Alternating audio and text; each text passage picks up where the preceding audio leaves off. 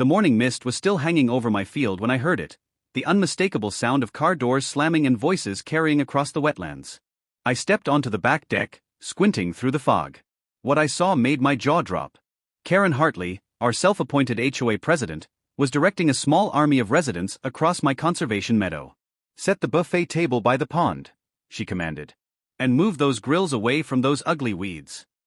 Those ugly weeds were rare purple coneflowers I'd been nurturing for 3 years. My name is Marcus Brennan. 6 months ago, I inherited this 40-acre parcel from my late uncle, a wildlife biologist. This land isn't just a field, it's a sanctuary for the endangered golden-cheeked warbler. The U.S. Fish and Wildlife Service has the entire area registered as critical habitat. That means federal protections and hefty penalties for anyone who disturbs it. I'd politely told Karen no dozens of times. But Karen had a selective hearing problem when it came to things she didn't want to understand. This wasn't just trespassing anymore, it was a full-scale invasion. People were setting up volleyball nets in restoration areas. Children with butterfly nets were chasing birds. I walked down to the crowd. "This is private property," I called out. "You all need to leave immediately." Karen turned, her perfectly styled bob not moving an inch. She was wearing her uniform, pressed khakis and a coral polo with the HOA logo. "Oh, Marcus," she said with a patronizing smile. "The HOA spring picnic is a tradition. We've simply expanded the venue this year. Besides, this land has been sitting empty. It's about time someone put it to good use." "It's not empty," I said. "It's a federally designated conservation area. There are endangered species nesting here." Karen rolled her eyes. "I haven't seen anything here except overgrown grass and muddy water." Bill, a board member, chimed in. "The community's needs come first, Marcus. We pay good money to live here." That's when I saw a teenager climbing a large juniper tree, the exact place the warblers nest. My blood ran cold. "I'm calling 911, I told Karen. "Go ahead," she sneered. "I'm sure the police will be interested to hear how you're trying to ruin a family event.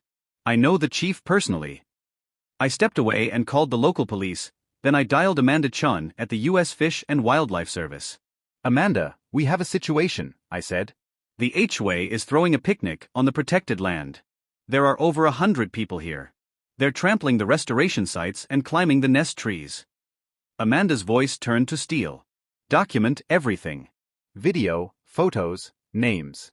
We're mobilizing a response team now. This is a federal violation, and we don't take it lightly." I switched my phone to video. I recorded the fire pits dangerously close to dry trees.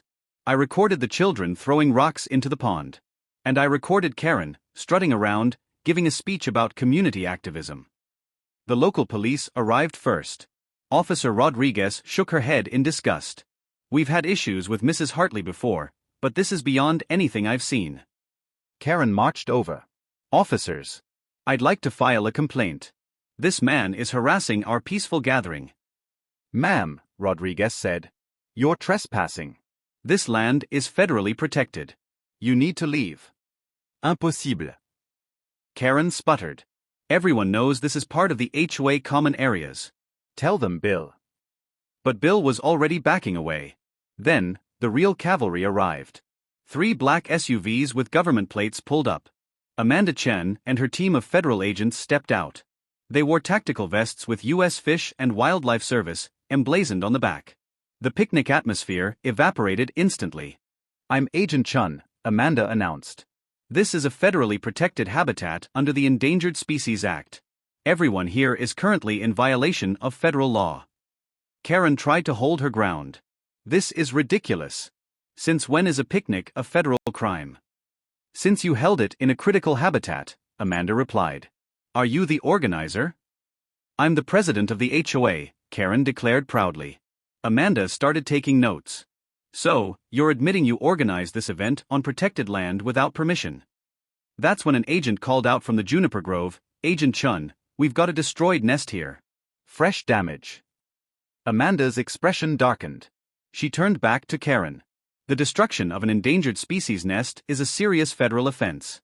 Penalties include fines up to $50,000 and up to 1 year in prison." The crowd scattered. Tables were abandoned. Coolers were left in the grass. The agents spent hours documenting the damage. The list of charges was staggering: unauthorized entry, harassment of wildlife, destruction of plant species, and damage to active nest sites. Because Karen had promoted the event, she was facing additional charges for conspiracy. Mrs. Hartley, Amanda said formally. Given the extent of the damage and your role as organizer, you're facing potential fines exceeding $200,000 and federal prison time. Karen's legs buckled. Her board members had to catch her before she hit the ground. $200,000? She whispered. But it was just a picnic. The HOA board voted unanimously to remove her the next day. Her real estate license was suspended. Her reputation was destroyed. As I watched the last moving truck leave her house 2 months later, I felt only relief. Peace had returned to the meadow. Karen Hartley learned the hardest lesson of all. No matter how much you think you own the neighborhood, you never outrank federal law.